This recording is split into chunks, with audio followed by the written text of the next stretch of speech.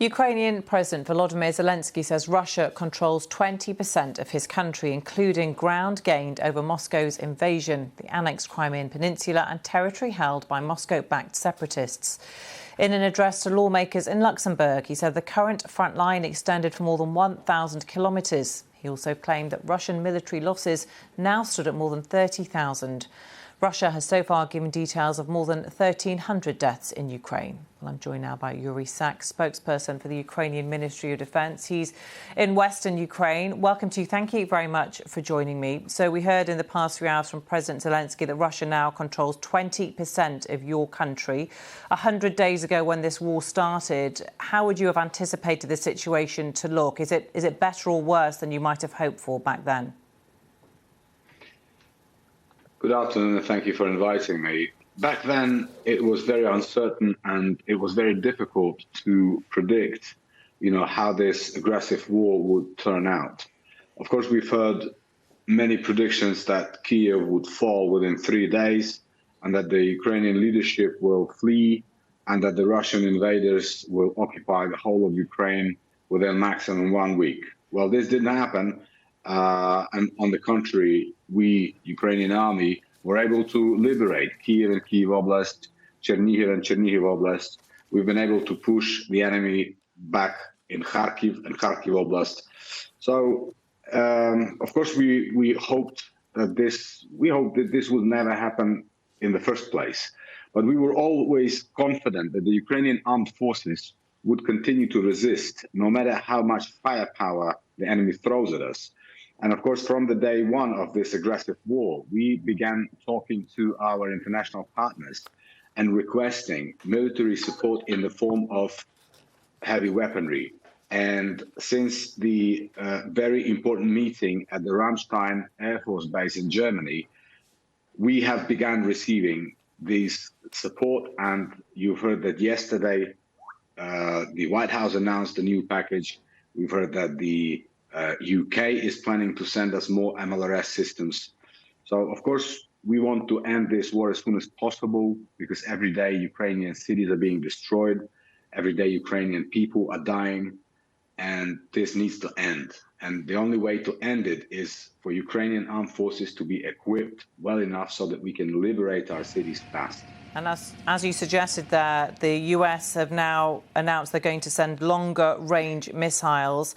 How important will they be? And will they be a game changer in the East? Will they help you try and regain any of this 20% of the country which has been lost? The decision of the US to start sending us the so-called HIMARS systems is, of course, a milestone, and is a very important one. In the first package, Ukraine will receive 4 of those. And as you can imagine, as our President Zelensky said, that the front line extends to over 1,000 miles.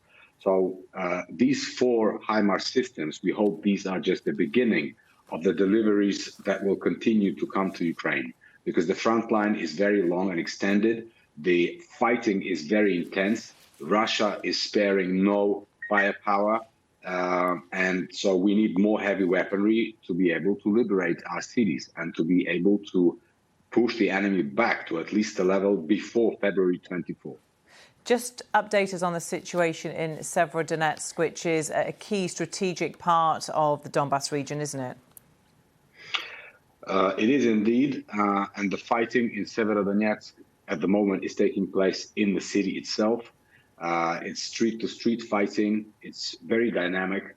The enemy is in the city. The enemy is using heavy artillery support in order to damage Ukrainian armed forces. Ukrainian army is still protecting, like I said, street by street. And the situation is very serious. Russia has said that in reaction to the US committing to these longer-range missiles, they have said this is intentionally adding fuel to the fire. Are you concerned that this could backfire, that it could intensify Russians' attack at all? It's very strange sometimes to interpret what Russia is saying, because on a daily basis, Ukraine is a target of missile strikes. I mean, how much worse it can get?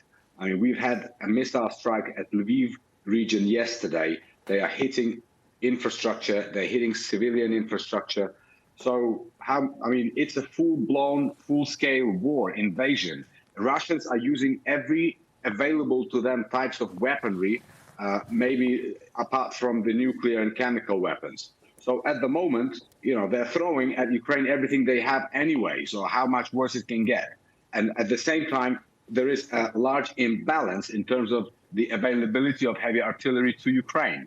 So it's not a fair fight in that respect. Ukrainian army is very determined and brave, but we cannot fight MLRS systems with Kalashnikovs. We need more heavy weaponry. We need more equipment, which we hope will be provided to us by our international partners. Is that the focus now, gaining more heavy weaponry? Because 100 days ago and for several weeks at the start of this war, the appeal was for planes. Ukraine wanted planes from other nations that were backing it to help them support this. You haven't received them. How much has that set you back, do you think? And are you still asking for them?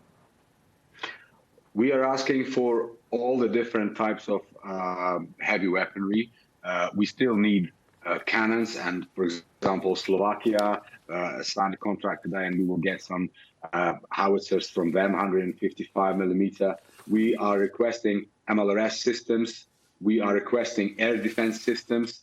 And Germany's Chancellor Olaf Scholz, for example, yesterday made a commitment that they will deliver to Ukraine modern NATO standard air defense systems. And of course, we continue to ask for more combat fighter jets, because they are crucial when it comes to liberating Ukrainian cities and when it comes to protecting Ukrainian cities from the missile strikes. OK, Yuriy from the Ukraine Ministry of Defence, thank you very much for joining us from Western Ukraine there. Thank you.